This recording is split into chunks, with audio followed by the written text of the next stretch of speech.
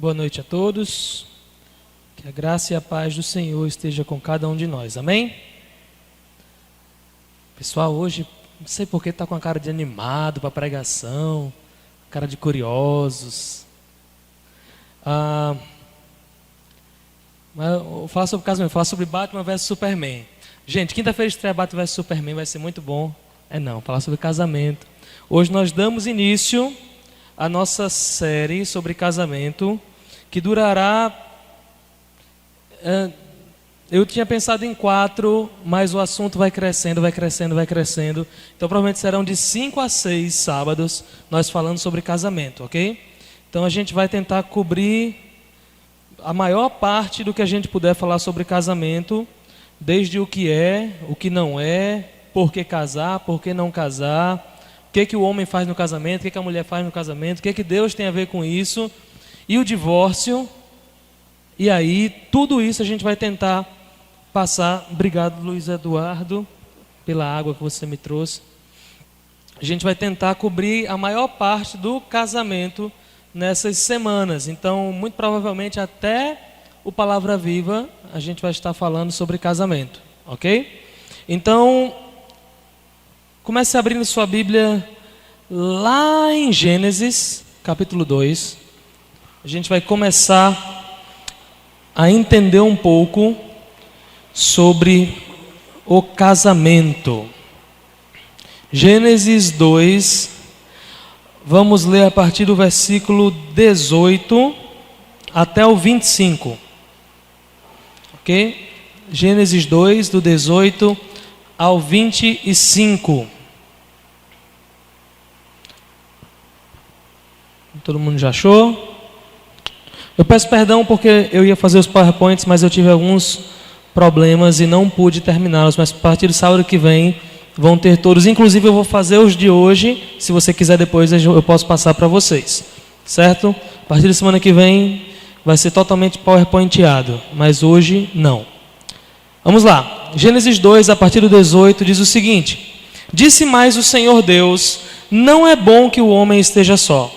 Far-lhe-ei uma auxiliadora que lhe seja idônea. Havendo, pois, o Senhor Deus formado da terra todos os animais do campo e todas as aves dos céus, trouxe-os ao homem para ver como esse lhe chamaria. E o nome que o homem desse a todos os seres viventes, esse seria o nome deles.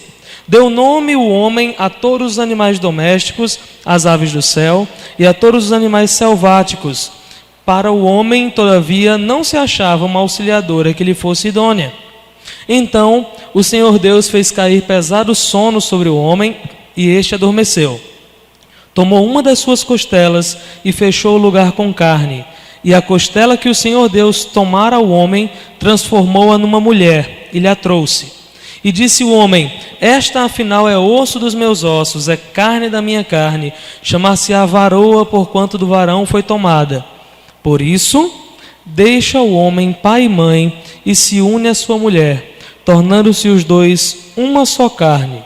Ora, um e outro, o homem e sua mulher, estavam nus e não se envergonhavam. Vamos orar? Peça que Deus venha falar com você nesse momento, através da sua palavra, através do Espírito Santo dele, que inspirou Moisés a escrever esse texto e que hoje habita em você. Ore nesse momento.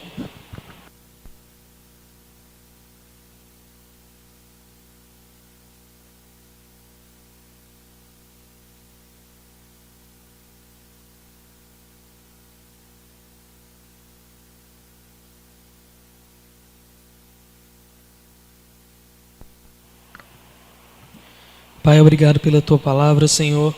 Obrigado porque ela é viva, eficaz, porque ela fala aos nossos corações, mesmo tendo sido escrita há tanto tempo atrás e para um primeiro remetente tão diferente de nós, Senhor. Mas nós Te louvamos porque através do Teu Espírito Santo, ela é viva e fala e nos ensina e nos mostra a Tua vontade para nós ainda nesses dias, Pai. Te louvamos por isso e Te pedimos que o Espírito Santo venha estar falando por nosso meio, Senhor, que eu possa ser um instrumento Seu para falar ao meu coração, ao coração dos meus irmãos, que eu não venha atrapalhar aquilo que a Tua palavra diz e que nós possamos sair daqui hoje, Pai, edificados de acordo com os Teus ensinamentos. Em nome de Jesus, amém. Ok. Aqui nós vemos a instituição do casamento. Nós vemos o início quando o primeiro homem e a primeira mulher tornam-se marido e esposa. Aqui Deus mostra a sua intenção com o casamento. Através dessa passagem, de algumas outras que a gente vai usar hoje e nos outros dias, nós vamos tentar entender o que é o casamento. Essa instituição que é quase tão antiga quanto o homem. Não é tão antiga quanto o homem, porque o homem nasceu, passou um tempinho que a gente não sabe quanto, e Deus criou depois a mulher para começar o casamento. Porém, a gente vê o casamento descrito aqui e a gente olha para a visão que a nossa sociedade, que a nossa cultura tem sobre o casamento, a gente vê que é algo um pouco diferente. Hoje, nós temos uma visão, ou tem-se uma visão, muito romantizada do casamento. A gente sempre liga casamento àquela menina que está assim, esperando aquele príncipe chegar, ou então aquele rapaz bonitão que de repente vira assim e vê aquela menina e, uau, se apaixona e não consegue conter aquela vontade de estar com ela para sempre. Então eles se casam e o filme acaba dizendo que eles foram felizes para sempre. Porém, isso não é muito aquilo que a Bíblia nos mostra sobre o casamento. E, dentre outras coisas, por essa visão errada, por essa visão romantizada e algumas outras coisas também que são acrescidas à visão do casamento, hoje muitas pessoas se casam pelos motivos errados. A taxa de divórcio nunca foi tão grande em todo o mundo, e isso se deve muito pela falta de entendimento do que é casamento, e isso causando pessoas casando pelo motivo errado.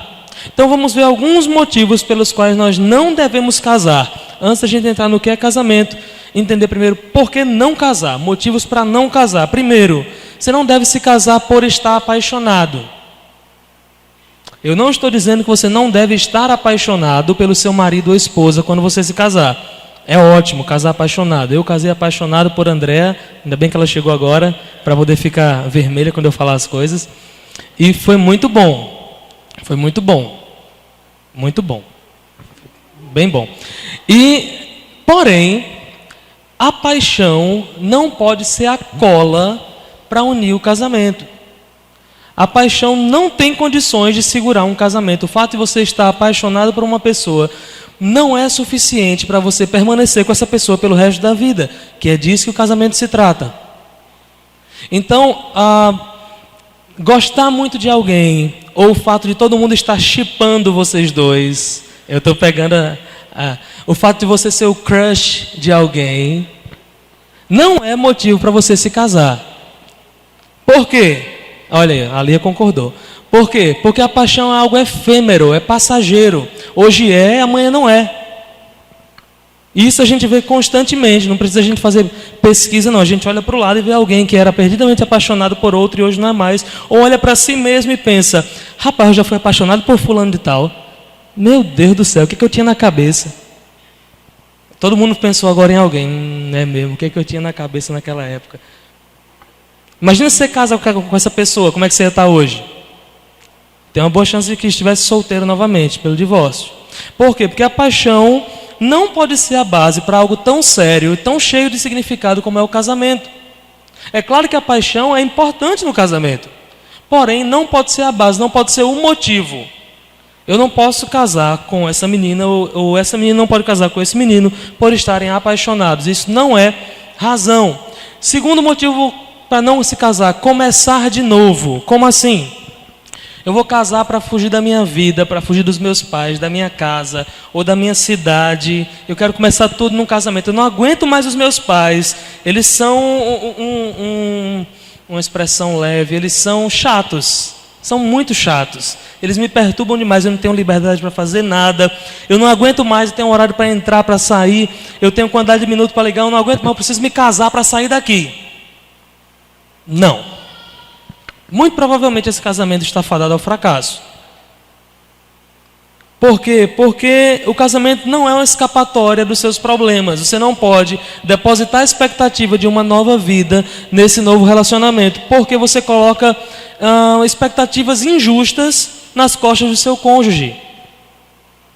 Se você casa com alguém simplesmente para se livrar da sua casa, dos problemas que você tem, porque eu não aguento mais ficar aqui, essa cidade é muito pequena, ele é de uma cidade grande e eu quero morar numa cidade grande, então eu vou casar com ele para ir para lá. Ou então, essa menina, eu vejo nela alguém melhor que minha mãe, ela cuida de casa melhor do que minha mãe, e eu vou casar com ela. Não... A gente vai ver mais à frente que tanto o marido como a mulher já têm responsabilidades demais num casamento. E você colocar essa expectativa extra na pessoa de que com ela você vai ter um novo começo, com ela todos os seus problemas vão se resolver, é um peso que essa pessoa não precisa. Acredite, marido e mulher já têm responsabilidade demais dentro do casamento para você querer colocar esse peso extra. Então, casar para começar de novo não é um motivo para você se casar. Alguns outros, conveniência ou interesse, ele é rico, ela é rica, ela tem isso, ele tem isso, eu vou ter acesso a isso. Idade, eu estou ficando muito velho, eu já estou com quase 30 anos e ainda não casei. Ou então, alguns adolescentes, eu estou com quase 21 e meu Deus, isso não é motivo. Medo de ficar sozinho. Todos os meus amigos já casaram, eu não casei ainda, nem namorado tenho, nem pretendente à vista. Então o primeiro que aparecer eu vou pegar e vou casar para não morrer só. Não, influência dos outros. Mulher, ele é a sua cara, é perfeito para você. Não, mas eu não, vá, todo mundo acha que você devia namorar com ele, todo mundo acha que ela é aquela que Deus mandou para você. Mas não, rapaz, vá que dá certo. Isso não é motivo. Necessidades físicas. Eu não me aguento mais. Eu estou solteiro desde que eu nasci. Eu nunca me casei. Então está já periclitante, como diria Maninho, a situação. Então eu preciso me casar. Ela aceitou namorar comigo, vai ser com ela mesmo. Não é assim. Casamento envolve muitas outras coisas. Todas essas razões não são suficientes, ou então são péssimas razões para você entrar num casamento. Nada disso é base para você casar com alguém. Porém, todos nós, ou a maioria de nós, conhece alguém que entrou num casamento por esse motivo. Se a gente parar para lembrar dos nossos amigos que são casados, a gente vê alguns deles que casaram só para sair de casa, ou que casaram só porque já estavam muito velhos, entre aspas, e uma pessoa quis namorar comigo, então eu casei com ela. Eu não estou muito feliz não, mas estou casada.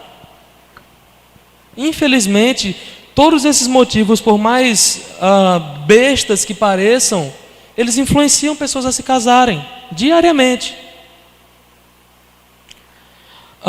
Infelizmente, por causa disso, desses maus conceitos formados, desses péssimos motivos para casar, a maioria desses casamentos termina em divórcio. Porque não tem um norte. Na verdade, a menos que haja um genuíno arrependimento de ambas as partes por terem se casado pelo motivo errado e uma mudança tremenda de atitude, o único fim para esses casamentos é o divórcio. Não tem escapatória. Você casa pelo motivo errado, não se arrepende desse motivo e não muda a sua atitude, vai ter uma hora que você não vai aguentar mais, ou que ela não vai aguentar mais, ou ele não vai aguentar mais, e vai acabar. Esses motivos errados para se casar são frutos de uma visão errada do que é casamento. Na nossa sociedade hoje o casamento é apenas algo que muda o seu estado civil. Eu era solteiro, casei, agora bota casado. Pronto, só mudou isso. Muita gente se casa, mas não muda a sua maneira de visão de mundo, não muda os seus laços, não muda as suas amizades, suas atitudes, sua rotina. E isso acaba com o casamento. Esse casamento é muito mais que isso. Então vamos ver agora o que de fato é casamento. E vamos voltar para o texto que a gente leu. O que está acontecendo aqui? Deus cria todas as coisas. E Deus, a cada coisa que Ele vai criando, a gente vê. Criou Deus e viu que tudo era bom. E criou isso e viu que era bom. E criou isso e viu que era bom. Porém, o primeiro versículo que a gente leu, o versículo 18, começa dizendo que Deus viu que algo não era bom. Ele criou tudo bom, tudo perfeito. Mas aí ele olha para o homem e fala: rapaz, não é bom que o homem esteja só. O homem não tem uma auxiliadora, uma companheira idônea. E a gente vai falar sobre essa questão de auxiliadora quando falar das mulheres, tá? Calma. Não se prenda aos nomes que você conhece hoje, aos significados das palavras de hoje. Vamos entender dentro do contexto, tá?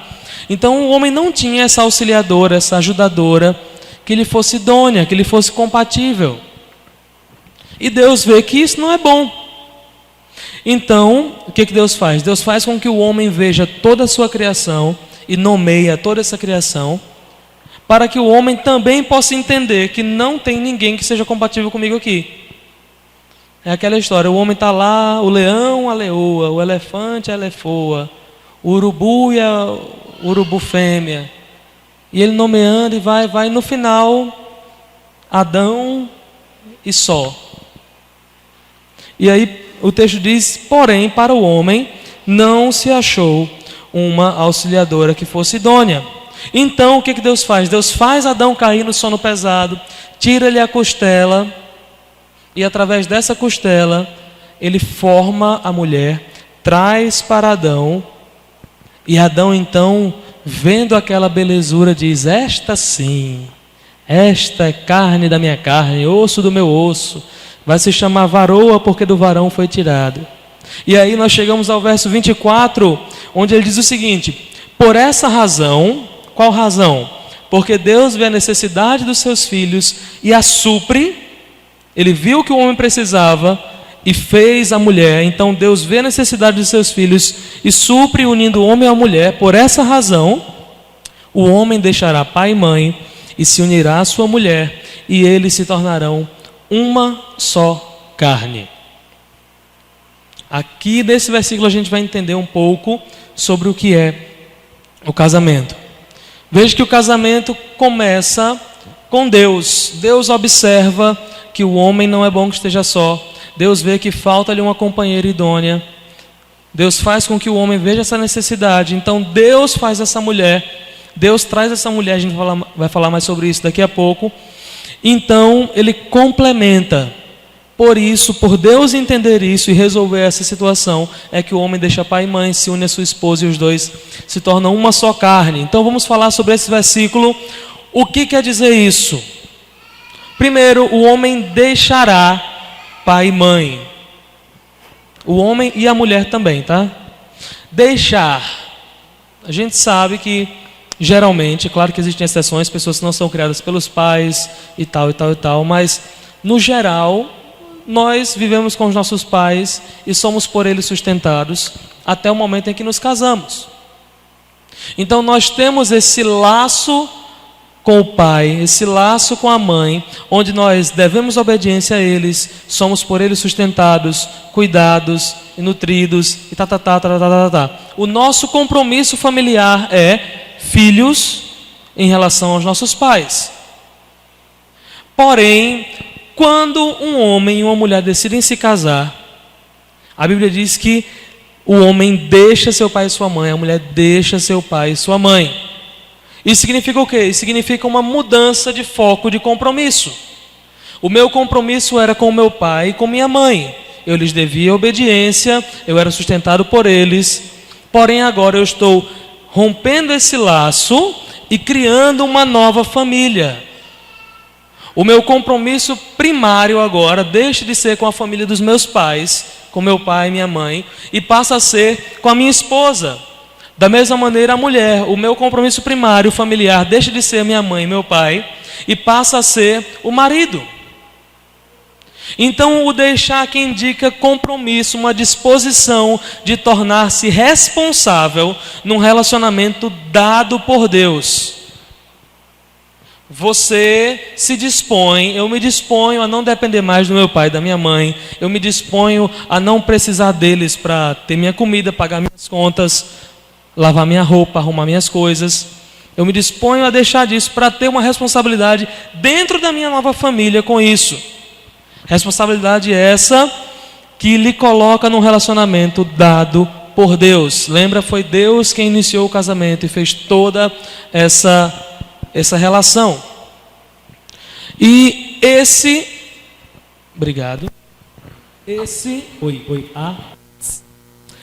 é o ponto de partida do amor, o compromisso.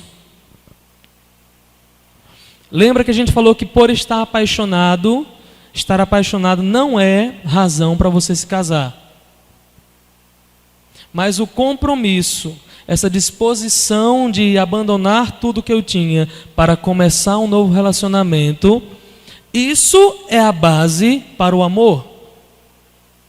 Existe um vídeo que eu acho que eu já comentei aqui, acho que alguns dos meninos já assistiram, onde John Piper, Carson, que estará na Consciência Cristã do ano que vem, e Timothy Keller estão conversando sobre casamento. E eles comentando, um deles comenta sobre uma entrevista que ele viu na televisão alguns anos atrás, onde tinha um casal de velhinhos, e a repórter chega para eles e pergunta assim: o senhor tem quantos anos de casado? Ah, tem uns 57, tantos anos assim. Olha, rapaz, que coisa incrível. E nesses anos todos o senhor pensou em se divorciar? E o velhinho fala assim: divorciar? Divorciar não, de jeito nenhum. Em homicídio eu pensei, mas em divórcio não. O senhorzinho entendeu que eu fiz um compromisso com essa mulher de viver com ela até que a morte nos separe. Pode ser que eu a mate para terminar esse compromisso, mas o divórcio não é uma possibilidade. Ainda bem que ele não matou, tá? Mas entenda que é justamente isso que é o entendimento do compromisso. Eu desfiz um laço para iniciar um outro laço, e esse laço é para ser eterno. Esse laço é para durar até que a morte nos separe. A gente vai chegar mais nisso daqui a pouco. Porém, em relacionamentos sem compromisso, esse até que a morte nos separe pode ser entendido como: enquanto você me der aquilo que eu desejo nesse casamento. E é por isso que tantos casamentos acabam tão rápido. Porque eu entro no casamento, como a gente viu naquelas motivações erradas, querendo que o meu cônjuge me satisfaça em todas as minhas necessidades, e que ele seja da maneira que eu imagino que ele deve ser, que ele se comporte da maneira que eu imagino que ele deve se comportar. Só que as pessoas não são robôs. As pessoas têm suas vontades, suas necessidades, seus comportamentos, muitas vezes contrários àquilo que a gente quer. E se você entra num relacionamento de casamento sem o compromisso de que eu prometi a Deus de estar com você para sempre, você começa a se chatear quando você vê aquela pessoa fazendo aquilo errado. E aqui eu vou dar alguns exemplos lá de casa, meus, é claro, porque a Andréa é perfeita.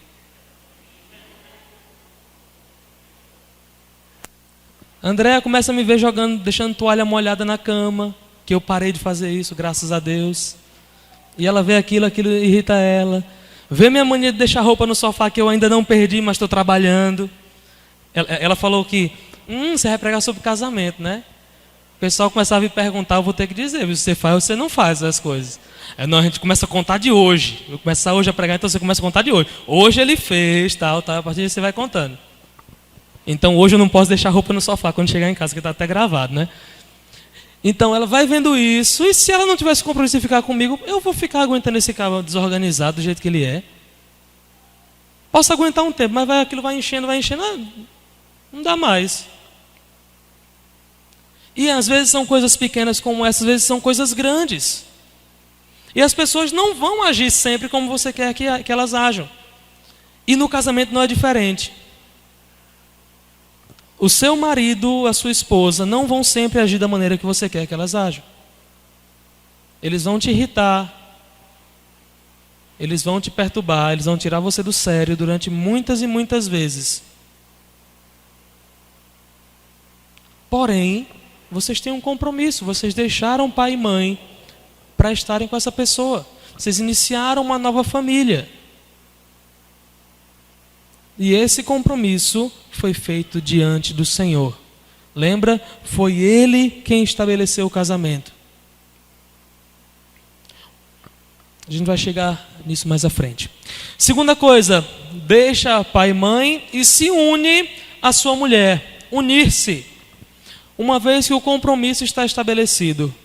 Uma vez que você olha para sua esposa e fala assim: eu vou ficar com você até que você morra, ou eu morra, ou a gente morra junto. Ponto. Ok? E a esposa fala: eu também vou ficar com você até que você morra. Ou eu morra, ou a gente morra. Né? Toda essa questão. Então, pronto. Isso está estabelecido. O que é que isso gera? Isso gera confiança. Se eu sei que não importa o que aconteça, essa pessoa vai estar comigo, eu tenho a capacidade de me abrir com ela. Eu tenho a capacidade de me mostrar vulnerável a ela. Eu tenho a capacidade de abrir meus defeitos para ela. Por quê? Porque eu sei que ele não vai para lugar nenhum, eu sei que ela não vai para lugar nenhum, porque a gente prometeu que vai ficar junto.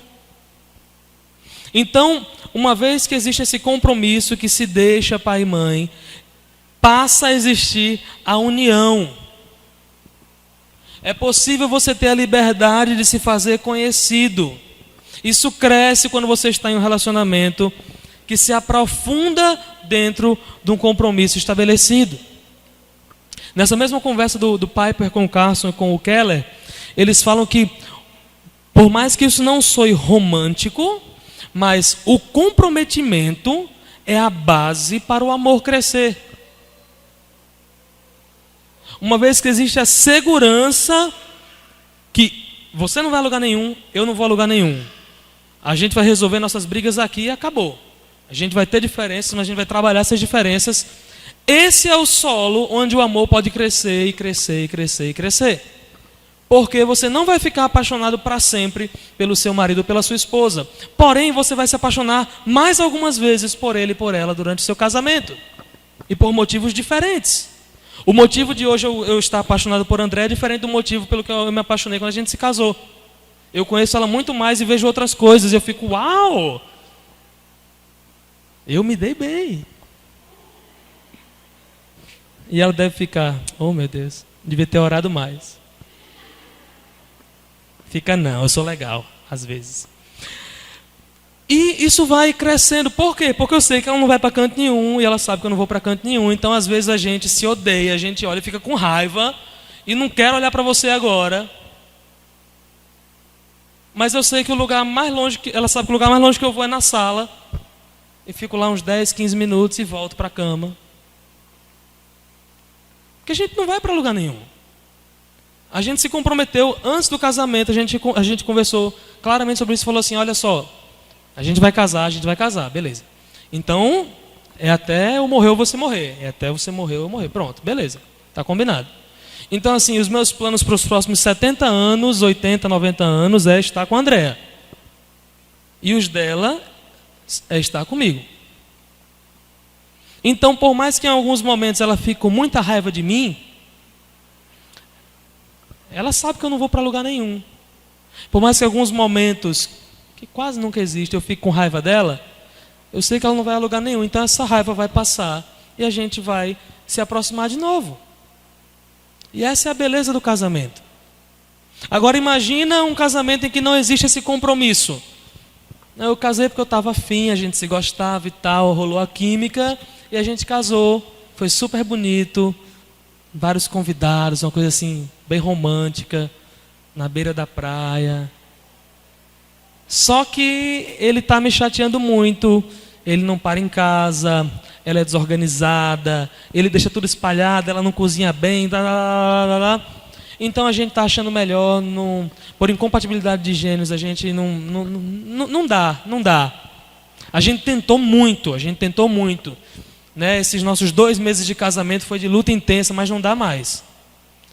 Infelizmente a gente vê casamentos que se acabam rápido, porque não existe perseverança, não existe compromisso. Então eu digo a vocês, se vocês estão pensando em casar, e é que eu estou vendo um bocado de casal, uns que vão casar ano que vem, outros vão casar esse ano, né? Só que tem 3 casais aqui, que... é você mesmo, Marquinhos, olha para trás não. Pessoal aqui, então pensem bem, porque é para sempre. É para sempre, viu, Marquinhos? Aliás, viu, Bia? Pensa bem, Bia. Tá pensando, muito bem. É um compromisso que você faz para a vida toda. O livro de Malaquias, nós temos um ensinamento muito forte sobre isso lá. O povo estava fazendo o seguinte: eles estavam se casando, porém, como a idade ia passando, a sua esposa ia ficando velha, ele trocava essa sua esposa por uma esposa mais nova e de outro povo. E o Senhor fala: eu fui testemunha do compromisso que você fez com a mulher da tua mocidade. E você agora está trocando ela. E é nesse contexto que Deus fala que eu, o Senhor, abomino, odeio o divórcio. Isso é muito sério. A gente não pode se dar ao luxo de banalizar algo que Deus odeia. Não pode. Já pensou Deus falar assim, olha, eu odeio camisas pretas. Você faz, eu vou usar camisa preta. Porque Deus falou que odeia, mas ele falou assim, eu odeio, mas não é odeio. Ele odeia, mas ele deixa, porque ele é um Deus de amor. Mas está lá, eu odeio. E você ignora e faz. Existem consequências quanto à desobediência ao Senhor. E ele diz claramente, eu, o Senhor, odeio o divórcio. Então, se você pensa em casar, pense bem, porque você está se comprometendo diante de Deus que você vai ficar com essa pessoa até que ela ou você morra. Isso não é brincadeira. Infelizmente hoje, aquilo que a gente promete, a nossa palavra não tem muita valia. Eu falo, eu vou fazer isso, viu? Pode contar. E você não fez, vixe, rapaz, mas é porque isso aqui. Normal. Mas a nossa palavra deve valer. Nós, enquanto cristãos, nossa palavra tem que ser sim, sim, não, não. Se você disser que é. Se disser que não é, não é. E no casamento, você está diante de Deus dizendo, eu aceito essa mulher, ou eu aceito esse homem, para ser meu companheiro, minha companheira de vida, pelo resto da vida, com a bênção de Deus. Não levem esse compromisso na brincadeira. Então, devido ao compromisso, o casal agora pode desfrutar de uma cumplicidade na intimidade e na comunhão. Eles se unem. E aí a consequência e eles se tornarão uma só carne. Tornar-se uma só carne é justamente a consequência de quê? Do compromisso. Eu deixo a minha família e vou começar uma nova família. Da união, eu sei que você vai ficar comigo e eu vou ficar com você para sempre. Então a gente pode se abrir, pode se expor, pode se conhecer mais e nos tornamos uma só carne.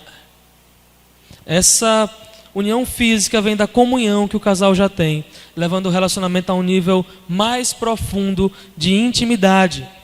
O último versículo que a gente leu, o 25, foi, ora, um e outro, o homem e sua mulher, estavam nus e não se envergonhavam. Esse texto não está falando somente de estar pelado na frente do outro e não ter vergonha. Fala disso também. Mas é uma descrição de toda a vida conjunta de um casal. Daquilo que Deus criou para ser. Estar nus, estarem vulneráveis, estarem expondo as suas fraquezas e os seus pontos fortes e não se envergonharem. Já pensou que coisa boa? Um relacionamento em que você não precisa de máscaras ou de artifícios, em momento nenhum você pode ser você mesmo livremente, você não tem que fingir ou segurar a barriga, ou então, sei lá, o que você quiser fazer aí que está pensando na sua cabeça, deixar de fazer porque essa pessoa está lá, porque vocês são um. Vocês têm comunhão, vocês têm um compromisso e vocês não vão a lugar nenhum, você vai ficar com ela vai ficar com você para sempre. Então você pode ser você mesmo. Como já diria J Quest, posso ser até eu mesmo que você vai entender. Exatamente isso. Nós podemos ser nós mesmos dentro de um casamento. Por quê? Porque nós nos tornamos uma só carne. Nós temos um compromisso, nós temos uma união e Deus faz com que nós sejamos uma só carne. É exatamente isso, um relacionamento seguro, feliz, onde você pode se expor sem ter medo de ser traído ou zombado por causa disso. É exatamente isso e muito mais que Deus planejou quando estabeleceu o casamento. Deus queria isso para todos os homens e mulheres que viessem a existir. Que eles tivessem um compromisso uns com os outros, que eles se unissem e por meio disso que eles se tornassem uma só carne. Por isso o casamento é uma obra de Deus. Desde o começo, abre em Gênesis 1, volta uma página aí, Gênesis 1, 27. Desde o começo vemos que Deus criou o homem para a mulher e a mulher para o homem. Gênesis diz 1:27, criou Deus, pois o homem é a sua imagem, a imagem de Deus o criou, homem e mulher os criou. O casamento logo é um projeto de Deus designado por ele. Ambos tinham a imagem de Deus, eram os únicos seres da face da terra que possuíam a imagem de Deus. O cavalo não tem a imagem de Deus, o boi não tem a imagem de Deus, o cachorro, o macaco, as plantas não têm a imagem de Deus, mas o homem e a mulher têm. Hoje manchada pelo pecado, mas nessa época perfeita. Então Deus cria um para o outro. Além disso, o próprio Deus entregou a primeira noiva. A gente leu. Fez o homem cair no profundo sono, tirou sua costela, preencheu com carne, fez a mulher e a trouxe. Deus não fez Eva e fez assim: Adão, fiz um presente para você. Vai procurar no jardim que tem alguém te esperando. E Adão disse: cadê? Não, Deus fez e trouxe, está aqui. Essa é a auxiliadora idônea que estava lhe faltando. E mais, o próprio Deus realiza a união em uma só carne. Gênesis 2:24, a gente acabou de ler, né, que eles tornam-se uma só carne. Lembrando que isso aqui é Moisés que está escrevendo, inspirado por Deus. Logo foi Deus quem determinou essa junção, essa fusão. Porém, mais que isso, abra aí em Marcos, capítulo 10, versículos 8 e 9. Marcos, capítulo 10, 8 e 9. Esse é Jesus falando sobre a questão do divórcio. E ele diz o seguinte, já no final da sua fala, Marcos 10, versículos 8 e 9. E serão os dois uma só carne.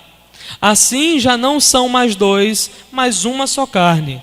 Porquanto o que Deus ajuntou, não o separe o homem. Quem foi que ajuntou? Foi o homem que se ajuntou com a mulher que se ajuntou com o homem, não, foi Deus.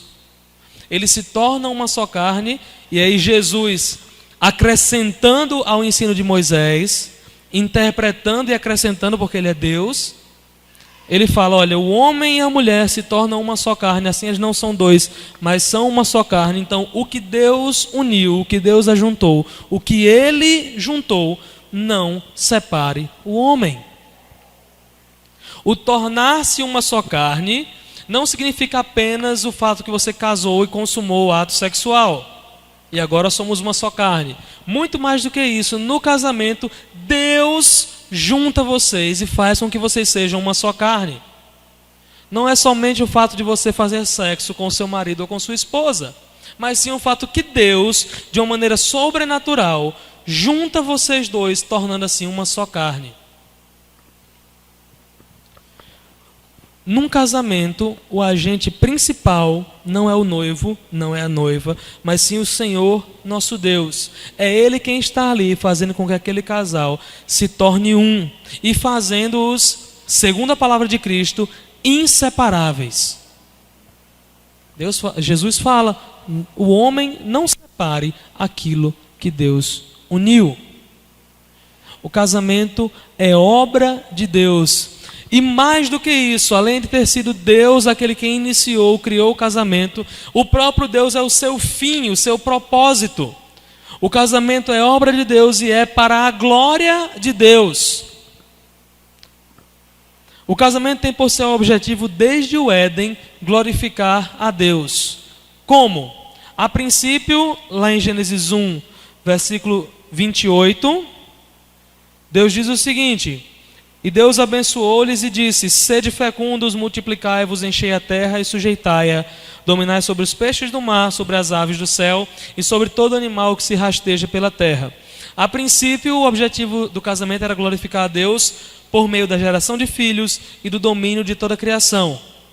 Essa é a parte revelada por meio de Moisés, de como o casamento glorifica a Deus.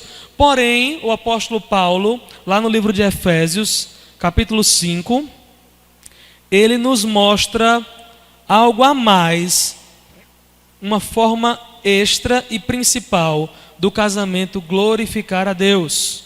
Efésios capítulo 5, versos 31 e 32, ele repete Gênesis 2, 24, ele diz: eis porque deixará o homem a seu pai e a sua mãe, e se unirá a sua mulher, e se tornarão os dois uma só carne.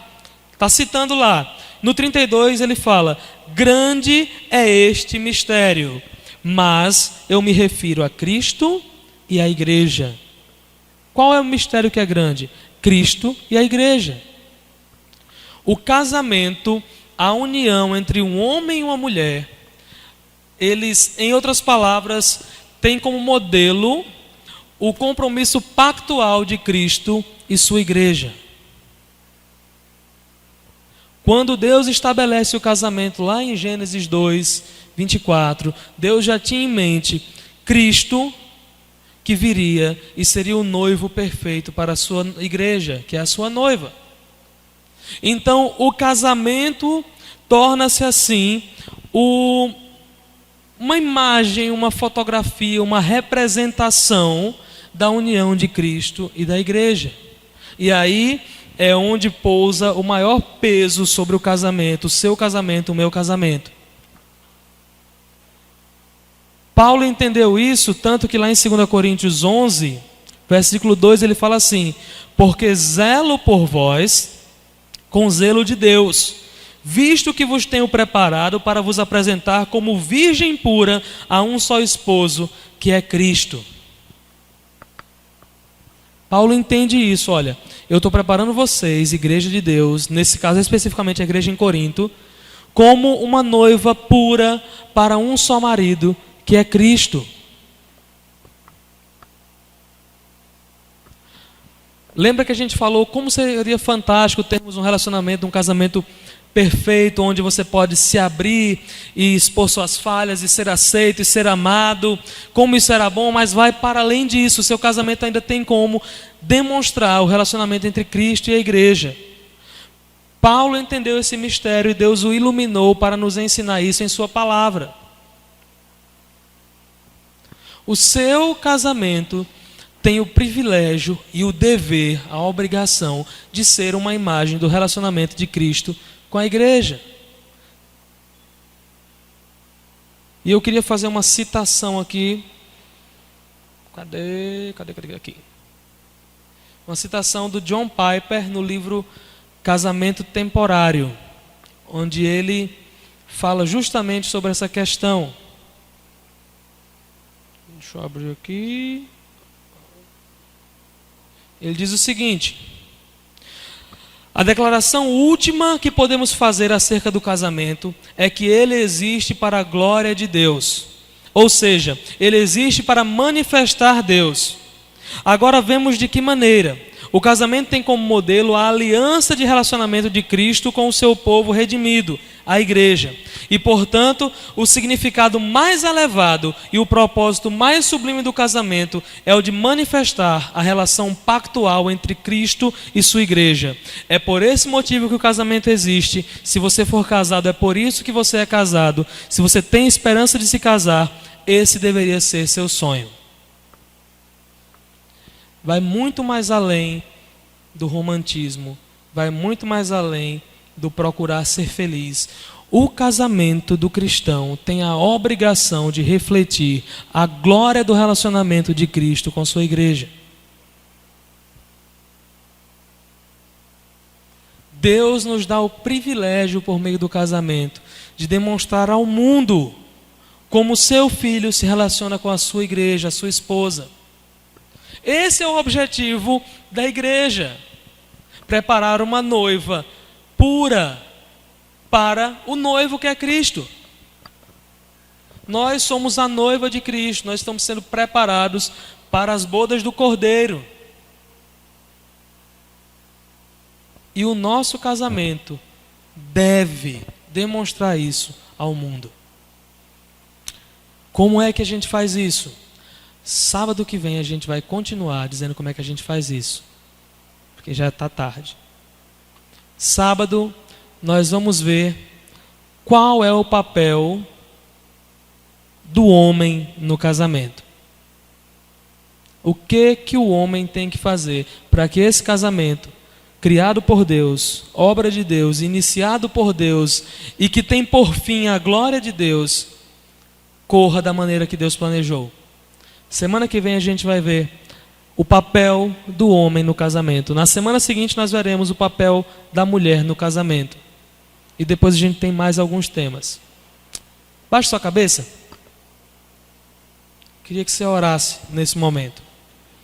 Eu não sei se o que a gente falou hoje mudou um pouco aquilo que você pensava sobre casamento, ou se você já estava com o pensamento no caminho certo. Mas queria que você conversasse com Deus sobre o que foi falado hoje. Não é fácil. Quem é casado já sabe disso. Quem ainda não é casado, entenda isso agora. Casamento não é algo fácil. Não é uma brincadeira. E principalmente, você que se casa tem a obrigação de refletir a imagem de Cristo e sua igreja. Ore nesse momento.